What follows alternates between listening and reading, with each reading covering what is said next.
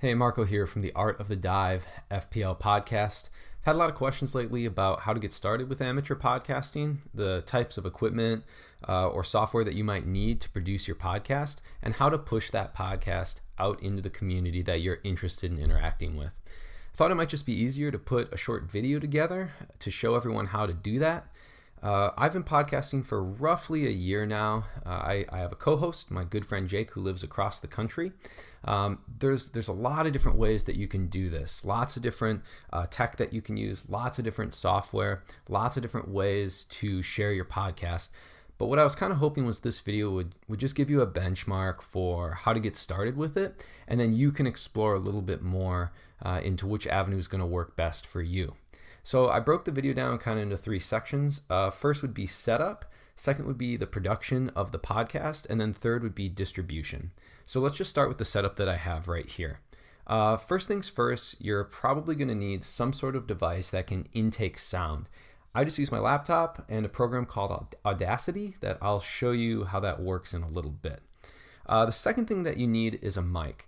You can use your computer mic if you want. The reality of it is it just doesn't sound that good. And even though you're producing an amateur podcast like us, we don't get paid, we don't have sponsorships, but the reality of it is you want to produce something that sounds nice. And so even a medium level or low level microphone is normally going to be an upgrade to the computer. The one I'm using right now is called the Blue Snowball, and it comes with a pop filter. And so this pop filter just makes sure that there's no air basically being breathed directly into the microphone. It can give you some funny wavelengths in Audacity. But this little kit came for about $50 on Amazon. I bought one, my buddy Jake bought one. So it is a little bit of an investment up front, but I will say that it greatly increases the sound quality. I've also used the Samsung Go mic, which was a smaller mic. I really liked that one for travel. It was only about this big and it clipped right onto my computer. I could speak into it from there.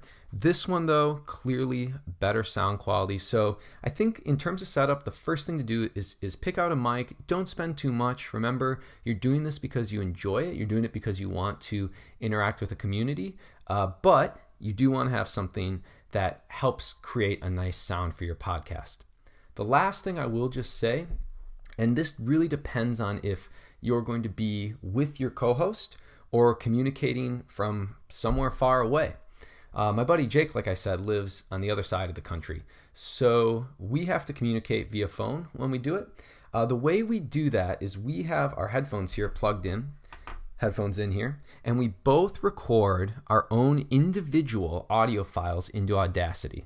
Now there's other ways that you can do this as well, using Skype and using multiple channels to import your audio. This is just the way that we've decided to do it, but it's definitely something that you'll want to do a little bit of research on to decide if you're working with a co-host who's not on site or if you're doing interviews with other people.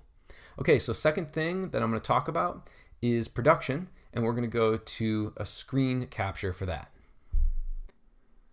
Okay, so you have all your tech set up, and now it's time to produce and record your podcast. First, little piece of information.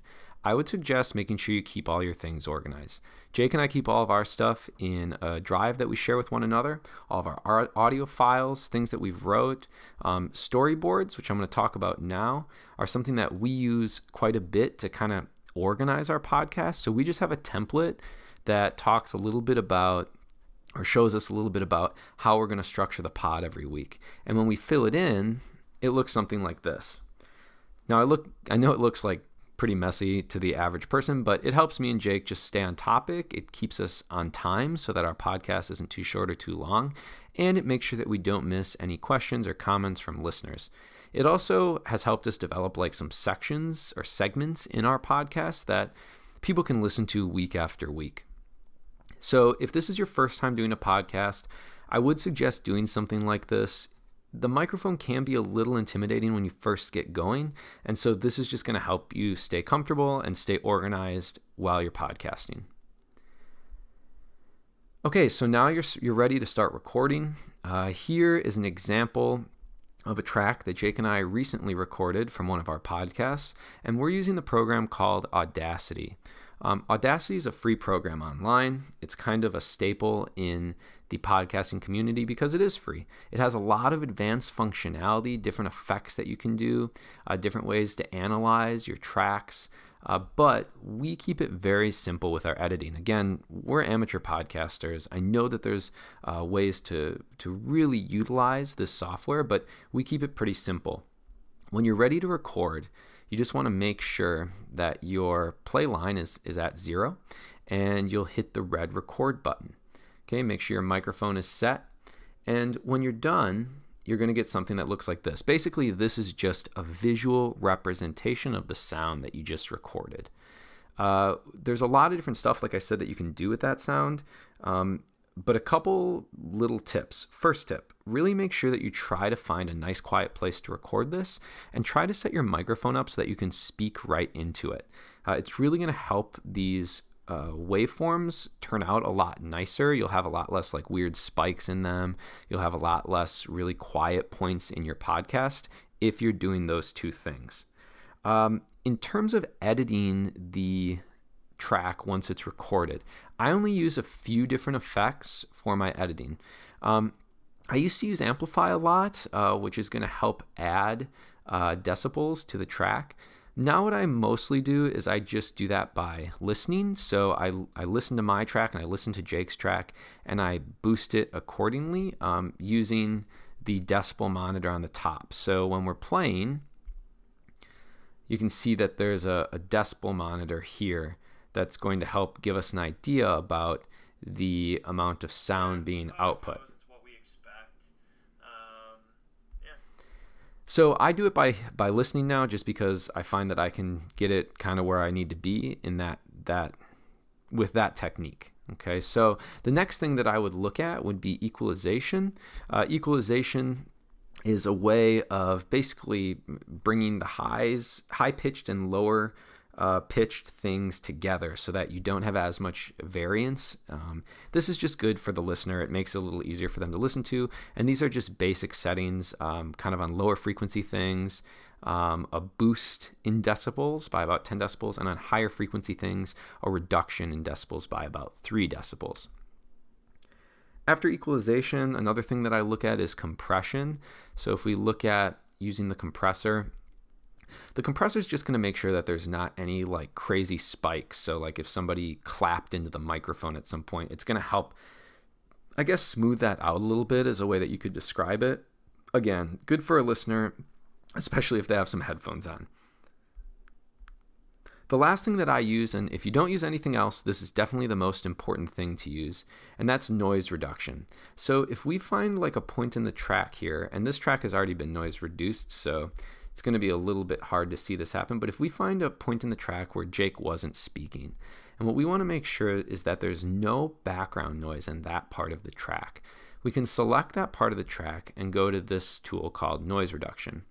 What noise reduction is going to do is it's essentially going to try to take out any background noise, and you do want to use this functionality, get noise profile. So what it's going to do is Audacity is going to take a sample of this and is going to say, okay, what does quiet, or what you want quiet to look like, what does that look like? And so we're going to select that. And then I'm going to hit effect, and I'm going to repeat the noise reduction, and it's actually going to reduce.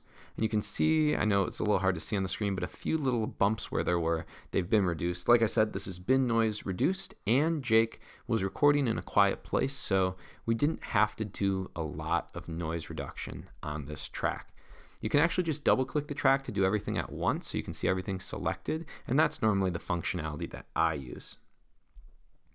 Okay, so you've produced, you've recorded your track, and now the last part is getting your track out there. There's a couple different ways that you can do it, but here's the way that we do it. We use a hosting platform called SoundCloud. You will need to find someone to host your podcast, basically just to store your files off of so that someone else can access them, whether that be for download, or if it's iTunes that needs to pull information to share through their platform.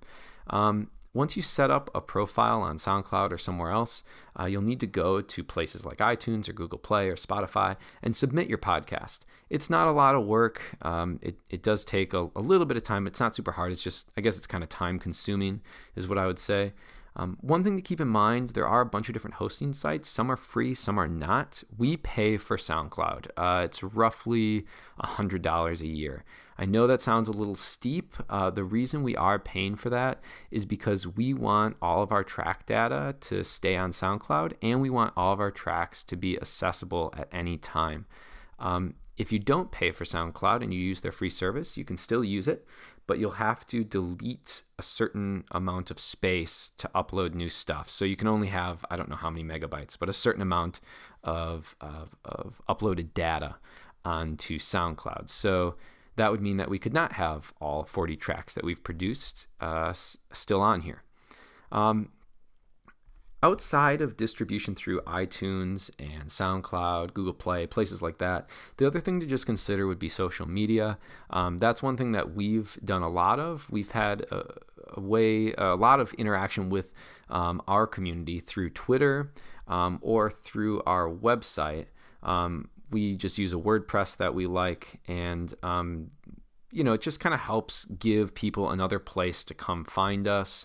And so you don't have to do it. I would definitely say that that's something to do after the fact, but it's definitely something to just consider once you get your podcast up and running. So hopefully that gives you an idea about how to get started with your podcast. Remember, when you first get started, it is going to feel kind of overwhelming. A lot of new tech, a lot of new software. Don't worry about it. The more you do it, the faster, the more efficient that you're going to become. Just remember why you got into it in the first place, whether that's to keep in touch with a co-host friend, interact with community that you really enjoy, interview people, or just talk about a subject that you're really passionate about. If you focus on those things, you'll be good to go. Leave questions or comments below. I'll try to get back to them as soon as I can. And if you're interested, check out our podcast, The Art of the Dive. You can find us on SoundCloud, iTunes, Google Play, and if you'd like to, follow us on Twitter @DiveFPL or check out our website, divefpl.com. Thanks for watching.